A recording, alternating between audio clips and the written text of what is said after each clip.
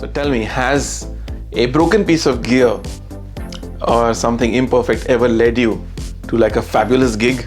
Well, almost. In my case, that has happened. It was a compressor, and the compressor is one of my favorite compressors, the API 2500. So before I start the story, I must tell you something, or rather confess. The API 2500 is a hardware compressor I have bought about 5 times and sold 5 times. Yeah, you've heard that absolutely correct. I have bought it 5 times. I have the reverb receipts to prove that. So if you challenge me, I'll show you. I literally have bought that piece of hardware 5 times and sold it 5 times. Why and all that we'll get into later. Let's get back into the story. So you can see that I'm very obsessed with this particular compressor. I am very obsessed with Paul Wolf's work. Okay, I'll go out there and admit it. Okay, he's a hero for me. All right. I love the API stuff, especially stuff done in his era, when he was there at the company, he owned the company. And then some subsequent Tone Lux products also. The TXC compressor is like incredible. Anyway, so coming down to the broken compressor and the gig. All right. So I had this piece of API 2500 compressor which was not working quite right. And this is after couple of years after my gig at Capitol Records, so I just started making plugins with Beat Skills, and I was also obviously putting my music out there, and I was trying to meet people and all that. So I was invited once to the Pensado show. I was invited twice actually. This is one of the times that I was invited. There was an A&R head from Warner Music. So Warner Music, if you live in LA, you'll understand that they've got a large building on Vine and Hollywood, just on that crossing, just a little ahead of that. And it's again an impossible building to get into, just like Capitol Records, where I was for 6 months as a resident producer. I've talked about this in my story video. You can check that out later if you wish. Anyway, so I was at this Pensado's Place show, and I was waiting for my turn to be interviewed and have that connect with Dave Pensado and Herb Travick. And while I was waiting, there was also another person invited there. He was the head A&R at Warner Music, and I seem to have forgotten his name, but I'll probably try to reference it if I can. Anyway, so while I was waiting, I saw this gentleman. I was introduced to the gentleman, and the thing is that I was thinking, okay, here's the head A&R of Warner Music. There's not much people around, and this is a good time to pitch yourself as a musician and as a producer and all of that. So should I do that?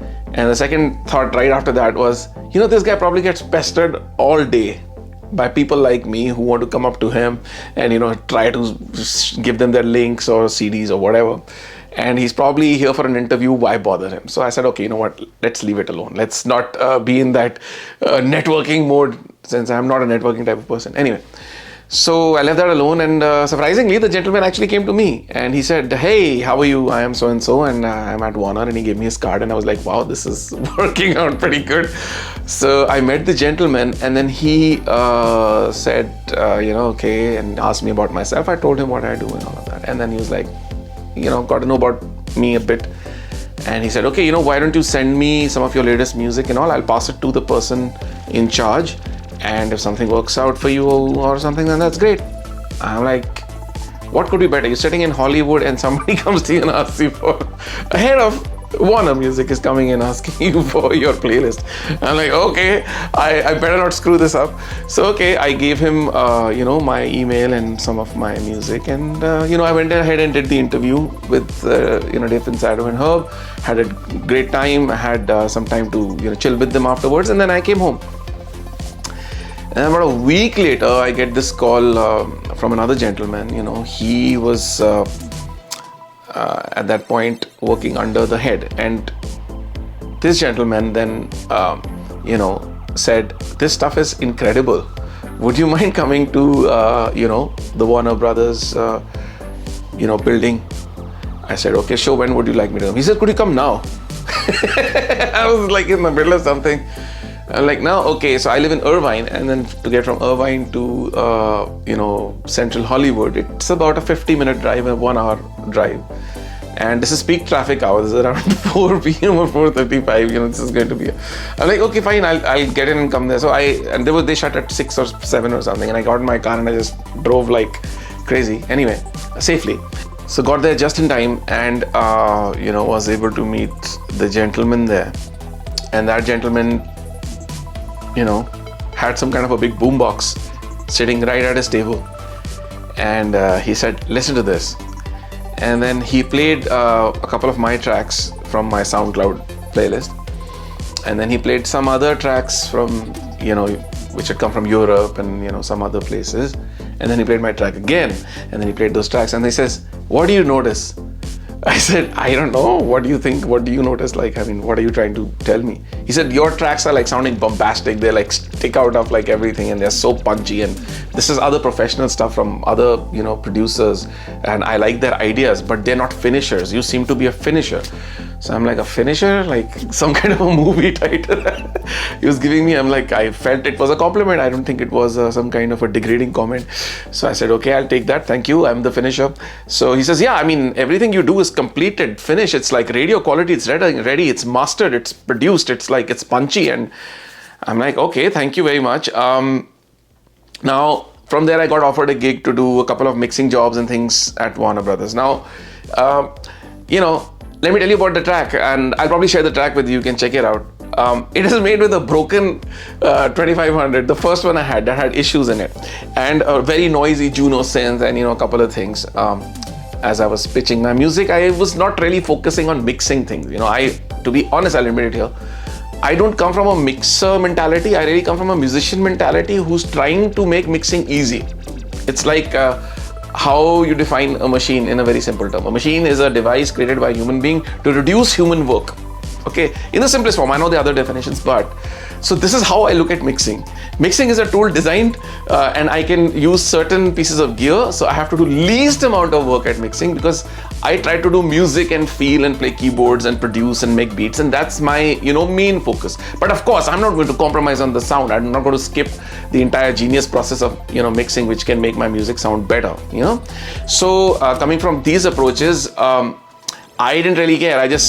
I hear things, and I had two pieces of gear on mastering. One was a broken API 2500, and another was my beloved Thermonic Culture Rooster, which is a 2-channel tube preamp, EQ, and like a distortion box, like which adds saturation, but adds a kind of very different and beautiful saturation compared to their Culture Vulture. That's like a different thing. That's very crunchy. This one is like smooth, glowy kind of tube, like beautiful. It makes things larger.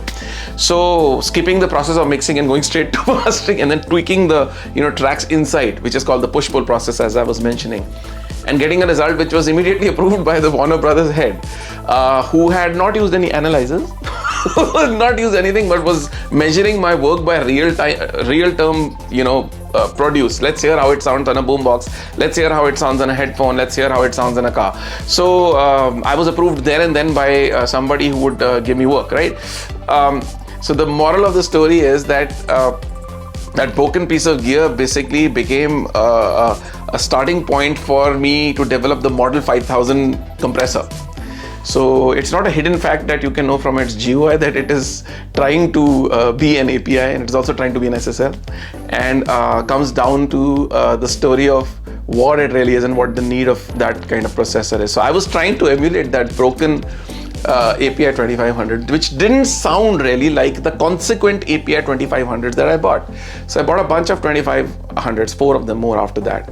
And I kept buying it, and I got to a point and I got bored and I sold it. I was just not able to get that original broken one sound, which had something crazy. It would pass more bass, and it was able to handle more dense material on the mix bus.